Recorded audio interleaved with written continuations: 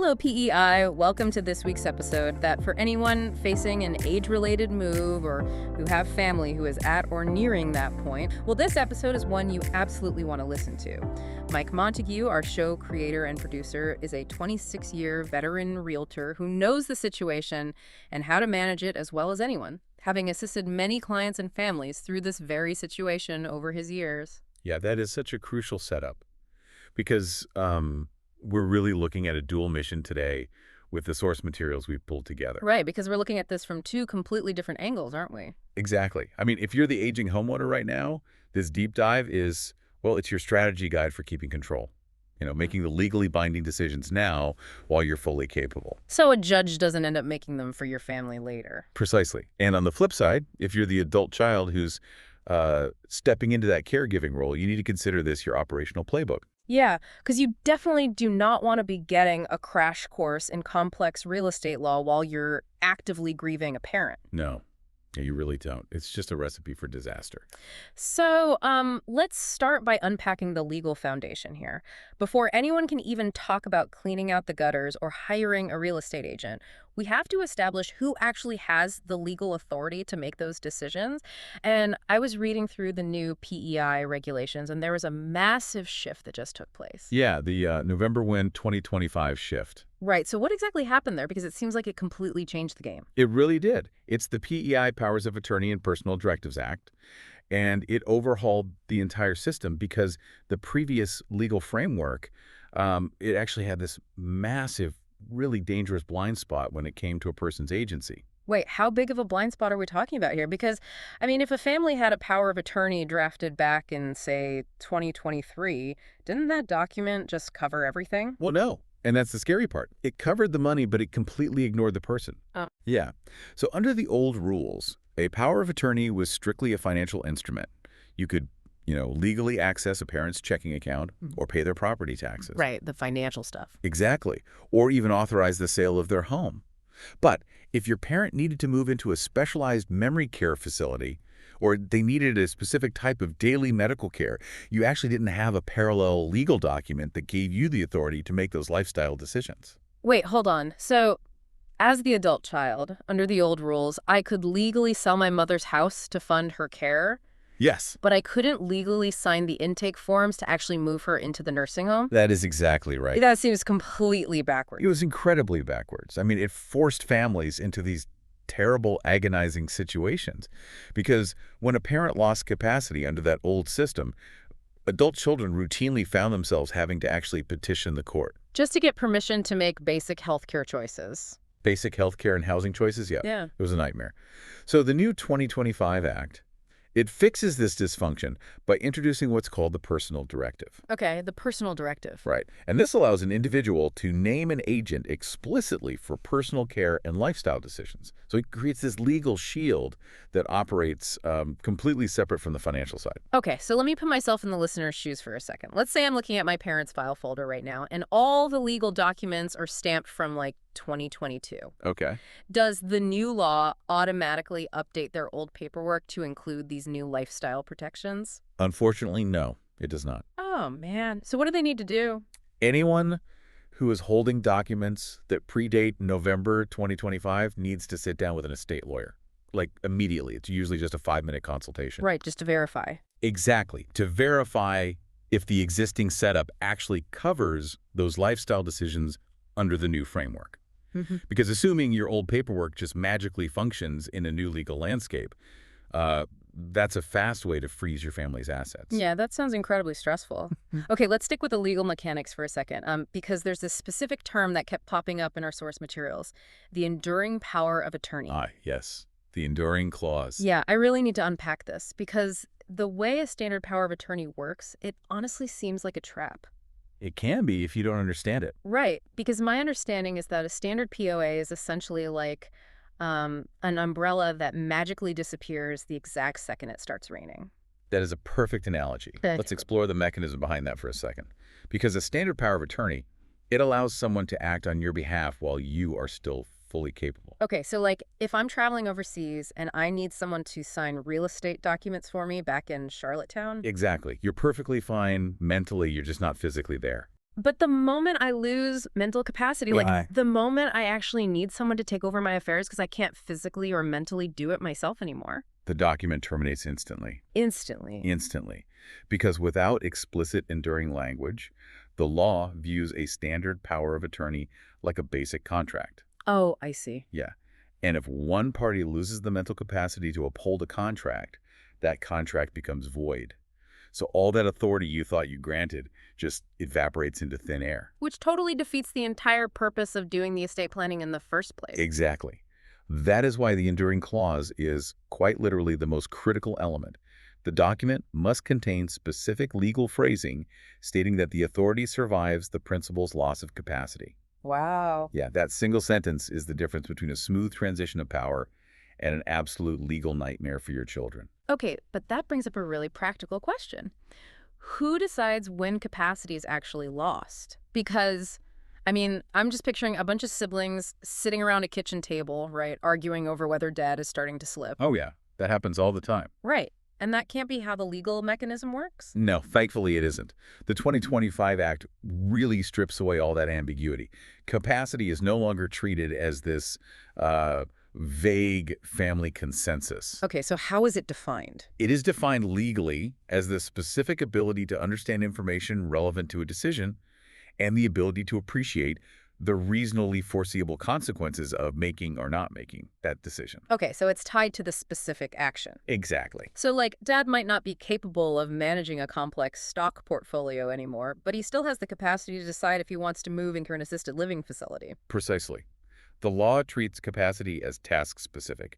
You evaluate the individual based on the specific choice in front of them. That makes a lot of sense. Right. Someone might completely fail to grasp the tax implications of selling a rental property, but they can clearly understand the physical consequences of moving out of their lifelong home. Right, right. But, okay, what happens if he completely loses that capacity across the board and we didn't get this enduring power of attorney set up in time? Because I want to understand the friction of the backup plan here. Well, the backup plan is what we call guardianship or trusteeship. If no valid document exists, the court has to step in to protect the vulnerable person. Okay, I've heard the term guardianship, but what does that actually look like, on a Tuesday afternoon? Like, how much friction are we really talking about?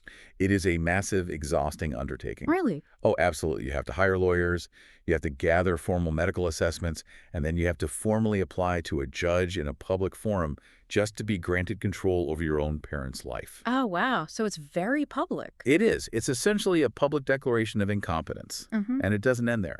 The court then actively supervises your actions going forward. You mean like tracking your spending? Yes, you are filing annual reports. You're justifying minor expenses to the court. It's adversarial. It costs thousands of dollars, and it takes months to establish. Months. Months. And meanwhile, the heating bills are piling up, the medical decisions are paused, and the house is just sitting empty. So the clear directive here is to avoid that at all costs and get these documents drafted immediately. Absolutely. And I'm assuming, just downloading a free PDF from the internet isn't going to cut it in PEI. No, please do not do that. Internet forms routinely fail because they don't meet PEI's strict execution requirements regarding, like, witnesses and specific jurisdictional clauses. All right, so you need a real lawyer. They need to be lawyer drafted. And furthermore, they need to be treated as a single unified project alongside your will and your healthcare directive. And when you choose the person for this role, you have to base it on trust and proximity. Proximity is interesting because people usually just pick their oldest child. Oh, they do, out of a sense of tradition. But choosing your oldest child, even if they live in Vancouver and are terrible with money, that is a profound mistake. You need someone who is capable and close by. Okay, that makes total sense. So let's shift gears a bit and look at the timeline. We've established the authority while the parent is alive. The umbrella is open, it's enduring, everything is great. Right. But eventually the homeowner passes away. The moment that happens, does the enduring power of attorney just keep working? It hits a hard stop. A hard stop. The instant the homeowner passes away, all power of attorney authority vanishes forever. Period. Wow. Yeah, you transition from acting on behalf of a living person to dealing with a brand new legal entity, which is the estate. So wait, I can't just keep writing checks from my mom's checking account to pay for the funeral or the property taxes? No. The bank will freeze the accounts the moment they are notified of the death. Which brings us to a major fork in the road regarding the real estate itself. Because whether you can sell the house easily or whether you are stuck in legal limbo for months, that depends entirely on how the property title is held. Okay, let's get into that. We are looking at the difference between joint tenancy and tenants in common. See, to me, those sound like two different flavors of the exact same legal jargon. How do these actually function in the real world? Okay, let's use the concept of two tickets to a show. Okay. Joint tenancy is like having two names printed on a single ticket. It's the most common structure for married couples. If one spouse passes away, the survivor still holds the ticket. Ah, okay, through that right of survivorship thing. Exactly. Through the right of survivorship, the surviving spouse automatically absorbs full ownership. The property never enters the estate, and zero probate is required to sell that home. It just smoothly transitions. That's great. So what about tenants in common? Tenants in common is like holding two completely separate tickets. So let's say a parent and an adult child buy a property together, each owning an undivided 50%. Right. If the parent passes away, their 50% ticket doesn't automatically jump to the child. It freezes. Oh. Yeah, it becomes part of the parent's estate, and you have to go through the whole probate process before you can legally transfer or sell that half of the house. Okay, let's examine probate then. Because if I am the executor in PEI, I have to go through the estates section of the Supreme Court in Charlottetown, right, to get this document called letters probate. Correct. And the timelines and the source materials completely threw me off. If I live on the island, I only have 30 days to apply for probate once I know I'm the executor. That is what the regulations dictate, yes. Yeah. You have 30 days to apply if you reside in the province and 3 months if you live outside of PEI. That seems impossibly fast. I mean, what if the house is a disaster zone? What if the family is grieving and we simply can't handle sorting through decades of belongings, interviewing lawyers, and dealing with the court in just 30 days? Well, the panic there is totally understandable. But we need to look at how the mechanics of this role actually play out. You don't have to freeze your life while waiting for a stamped piece of paper from the judge in Charlottetown. Okay. That timeline applies strictly to initiating the application, not having the entire estate wrapped up and finished. But how can I even start the process of selling the house if the court hasn't officially stamped me as the executor? Like, if I don't have the letters probate yet, what am I physically allowed to do? Under your initial authority as the named executor in the will, you can start the groundwork immediately. You can enter the house, you can clean it out, secure the valuables, gather documents. Oh, really? Yes, you can even hire a real estate agent and list the property on the open market. Wait, I can put the for sale sign in the yard without the final court document. You absolutely can. You can sign the listing agreement and market the property. The crucial barrier comes later, at the closing table. Oh, I see. Yeah, the buyer's lawyers will absolutely demand the letters probate before they allow the title to transfer, because they need undeniable proof that you have the legal right to sell. So the strategy here is to plan the lifting and marketing around the probate timeline, not the other way around. Okay, so if I list the house today, I just make sure the closing date is pushed out, 3 months or whatever timeline my lawyer says the Charlottetown court needs to process the paperwork. Exactly. That is the timeline hack. You market the property while the court processes the paperwork in the background. Okay, but that brings up a massive financial friction point in my mind. If I don't have access to the estate's bank accounts yet because we're waiting on that probate paperwork, how am I supposed to pay the court fees? Or the lawyers? I mean, am I fronting thousands of dollars from my own personal checking account just to do my job as executor? That is a pervasive myth, and it causes immense unnecessary stress. So I don't have to pay out of pocket. No. Probate fees in PEI are calculated based on the total value of the estate, and they are paid directly out of the estate's assets. But the accounts are frozen. Right. While the accounts might be frozen for general use, banks will typically release funds directly to the court or to a law firm to cover probate fees and funeral expenses. You just have to present the original will and the death certificate. You do not need to drain your own savings. Oh, well, that is a huge relief. Okay, so legal authority is moving through the court. The fees are handled. Now we are standing in the physical house. It's empty, it's full of 1980s floral wallpaper, and there's this aging oil furnace in the basement. Classic. Right. Do I spend estate money to fix it up, or do I list it as is and just walk away? This is where you have to separate your emotional attachment from the hard economics of the estate. The as-is sale is a specific financial tool. How so? You deploy it when the estate urgently needs liquidity or when the beneficiaries live far away.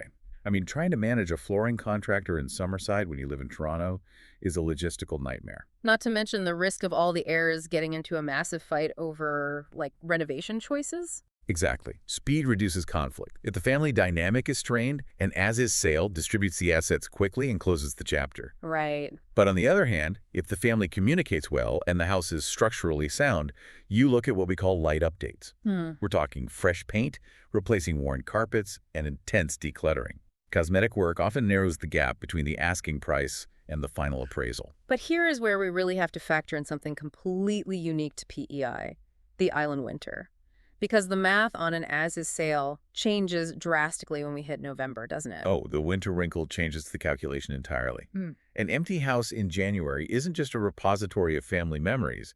It is an active liability that is consuming estate funds every single day.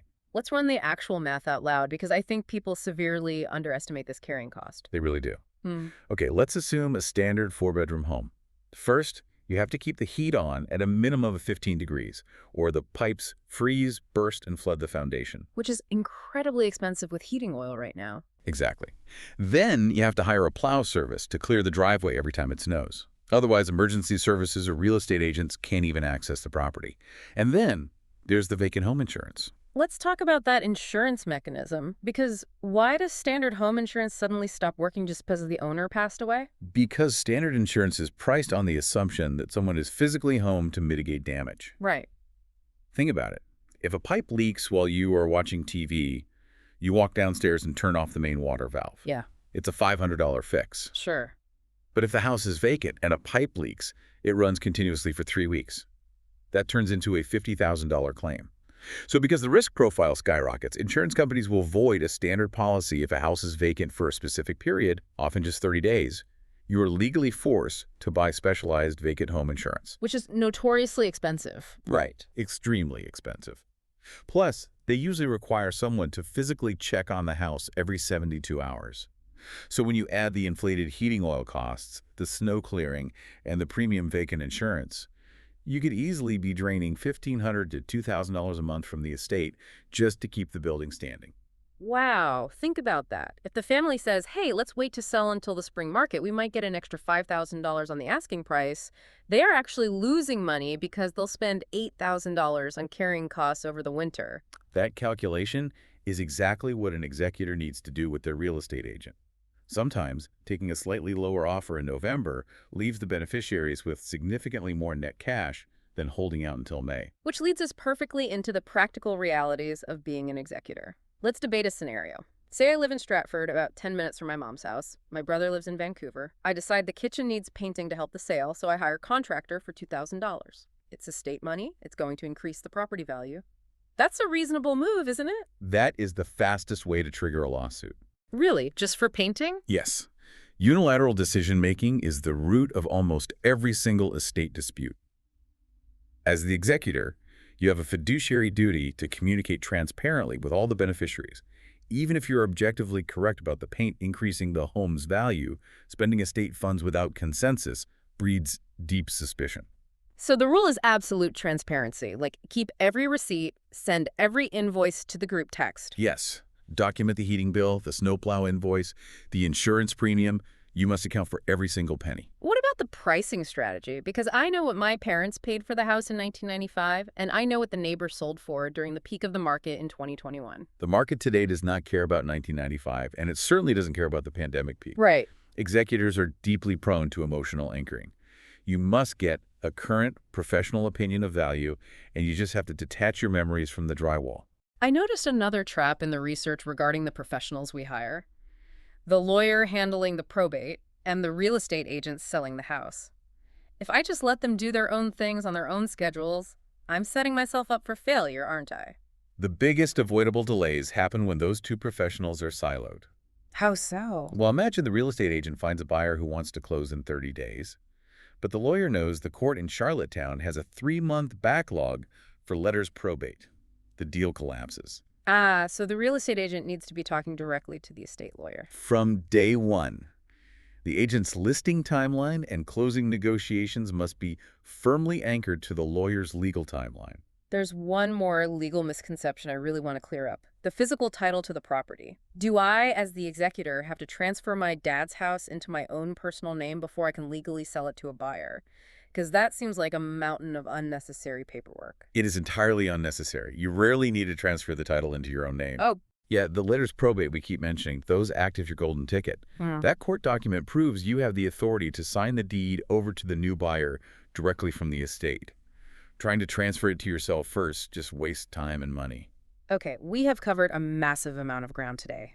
We've gone from the new 2025 Powers of Attorney Act and the danger of standard POAs, all the way through the mechanics of probate, the financial drain of an island winter, and the absolute necessity of transparent communication. We really have. And when we pull all these threads together, we arrive right back at the very first legal concept we discussed, which is capacity.